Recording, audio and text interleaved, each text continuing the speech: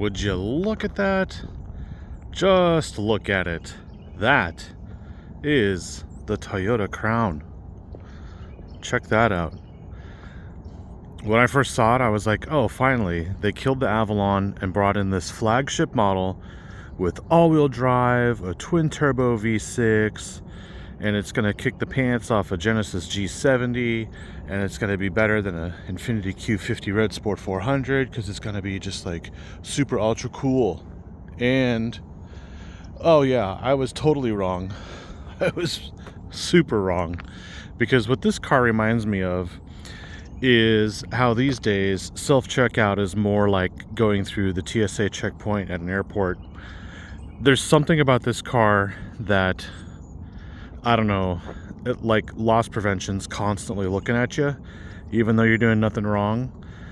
It's kind of like those people that buy steak and then they ring it up for bananas and then they try and get out of there as fast as they can. Except this is the opposite. This is basically based on a Camry, which is a Halo product. The Camry is the best car that Toyota makes. Toyota, not Lexus. But the Camry, they take it and then they put this facade on it. And then they give it like this all-wheel drive off-road look with this massive gap in the fenders right here. And then they put little mud flaps on it right there to make it seem like, you know, one of those Subaru sedans from the 90s. But I'm on to you, Toyota. I am on to you, because what Toyota's trying to do is sell you bananas but charge you for the steak. And so we go around looking at it, and even though this is the limited, what I have to tell you is, what is this? What is that? That is super cheap. It doesn't get cheaper than that. And when we look around, we find that it's actually not a hatchback. This is not a hatchback. It's got a weirdly placed trunk opening button right there, and it's just a regular trunk. And the seats don't really fold down completely. You have to pull from here, so you can't access it from inside. And while you see the opening there, which may seem average or decent,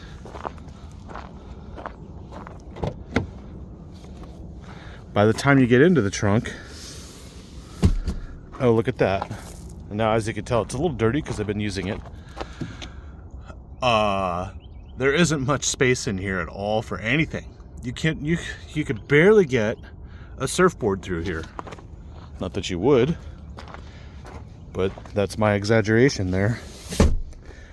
USB ports, air vents, heated seats in the back, and then we see these hideous JBL speakers, which, let me get to that in a second.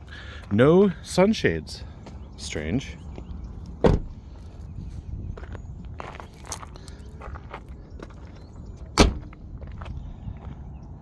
We move around to the front, and let me pop the hood. Bada bing. I don't like where these are located. They are hidden when you're standing here. You can't see them. They should have been up here, and these should have been down there, but whatever. This is the Nightshade edition, so everything's all blacked out. Oh, wait a second. It doesn't have a V6. It's a transverse mounted 4-cylinder, and it's a hybrid. Oh God, they just ruined it. It's been ruined this entire time, but why would they do this instead of just making a Camry? It makes no sense. And we have a hood prop, so they couldn't even do gas struts to keep this hood up. The worst part of all is this car costs $50,000, and I'm not seeing it. I just see cheap plastic. I see a facade. It's actually not very good off-road because there's hardly any ground clearance. Look at how far that comes down. So while it looks like it may have some kind of like utility, it does not. And 50 grand, couldn't you get a Grand Highlander for that with even more space and the same or even better luxury? But we get in here, and keep in mind they killed the Avalon, which was bigger than this and had a V6. And I come in here and I sit down and I go, wait a minute, what's everyone talking about this upgraded interior better than the Camry? What is this? Listen to that. Or what about this? It's everywhere. Nope. I ain't doing it. I don't know what's going on here either, because this is a big waste of space. And after driving this for a week, the first thing I want to do is punch that. This thing is ugly. The stereo itself puts out sound that is good if you like to listen to the AM radio. Of course, that's probably who's buying this car. But even though it's made in Japan, when I look at this, I don't see build quality in here either. They could have built this anywhere. It wouldn't have made a single difference. So looking around, the one thing that really gets me is the ride quality, because I actually get car sick in this thing. Starting it up, it's quiet. Sure, it makes no noise, but the seats are super uncomfortable. They're just like way too gel memory foam, and it makes me feel like I'm driving a medicine ball. Everything just kind of goes like this. And over hills or little bumps in the road, the car just kind of, oh, wow, okay. Let me turn the sound down here. So it doesn't actually give you any kind of feeling in this car other than motion sickness. And then look, there is no headroom in here. My seat is all the way down. Look at that headroom. I can't even get my hand through here. Oh, barely. And I think that's part of the problem here. The car is lifted up, the seats don't go down low enough, and I'm at the freaking top. I'm in the roof here. And if you look, this does not open. There is no opening to this. It only has a shade that opens and closes. And then this steel bar is here, but then look, cheap plastic everywhere. Unacceptable. And then I have to stare at foam. Let's see if I can get it. There we go. Look at this foam. And that's because where my eye level is. Literally, this is my eye level. Who is this car made for besides grandma and 4'3" grandma? I mean, this is insane. So it's not very roomy at all. And one thing that drives me crazy, besides the fact that I get motion sickness, at first I thought it was because it's got so little miles on it. It was like the off-gassing of the plasticizers and how fresh the car is, the new car smell and everything.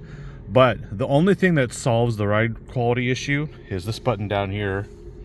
You knock it into drive mode, sport, and it actually feels a little bit more car-like. Everything else, and eco in a hybrid is the dumbest thing I've ever seen. Eco mode, I think, also tones down the air conditioning a little bit, so you can save money on fuel, I guess. But I've been getting 34.3, and that's driving like an asshole. Or sorry, like an NPC. But basically, we're going to go back into sport mode. Doesn't do much. And see, it actually just shut the engine off. So there's no real control here on this car. The car controls you. But I'm looking here and I'm going, why am I feeling car sick? Every time I look down, I feel motion sickness. Every time I'm not looking straight out. That's the sign of like seasick, because when you're in a sailboat, you look at the horizon to prevent sickness. But here I am looking and I'm like, wait a second, where is the center of this car? Because I thought it was the volume knob and the hazard triangle, but then I look down and no, this is the center over here. So we go from here to here, and then I look down even more and it's like, no, because now we're here, which this is never really always centered. But now I look up and I go, okay, well the center's here, but then I look here on the windshield and there's a center mark right there. So where does everything line up? It doesn't. Nothing lines up. So I don't even know where the center of the car is, which is very strange. They did everything they could to make this feel premium, luxury, upscale, non-Camry like, but I'd rather just have the Camry, to be honest. I do not see the $50,000 in here. Piping and contrast stitching, faux leather. There's nothing in here that says luxury, and it's not this gold-like plastic trim that's just paint. It doesn't make any sense. So there we go. If you want a Crown, get a Camry. This is not the experience I was expecting from a flagship, and we know that Toyota can do better. And unfortunately, with the pricing these days, none of this makes any sense, and I would advise you to consider why I'm putting this on my worst cars ever driven playlist. It's because it's way overpriced. Let me get the sticker for you. That's not the sticker. That's the sticker. Are we ready? Are we ready? So it should average 41 miles per gallon. And, well, it doesn't. Because, well, let me get the sticker open here. Look at that. $50,734. And it only has, those aren't even options. Those are accessories. So what is this? It's the Crown Nightshade, made in Japan, and it doesn't have anything in it that makes me want it.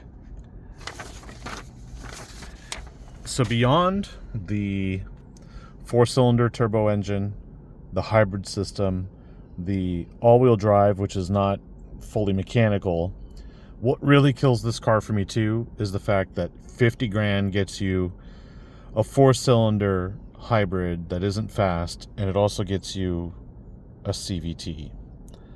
There is nothing in this car that is made for quality, made to reward you for your hard work, and all it does is rip you off.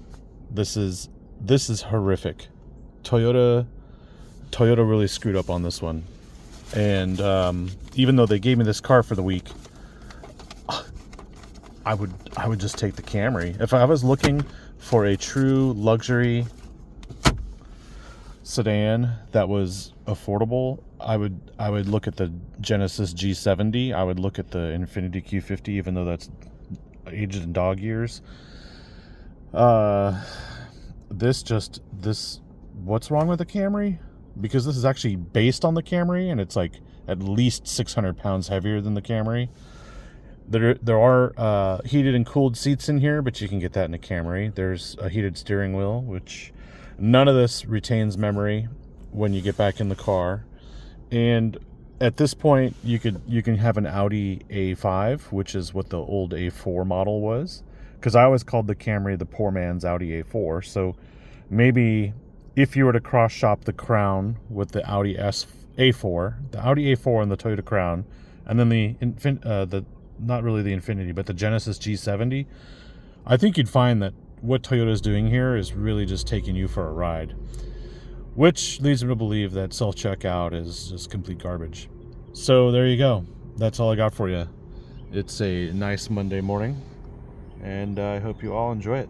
Thanks for watching. Like, subscribe, and definitely leave a comment. I think even though the car looks good on the outside, there's some features on it that just, I can't stand looking at this thing. There are features on it that just make it a complete turnoff. I'm actually feeling car sick right now, actually. I don't know what it is about this car, but I do not ever want to go in this car again. I'm so glad they're picking it up this morning. Maybe they'll fix the problems here, but I doubt it. Just get a Camry. Thanks for watching.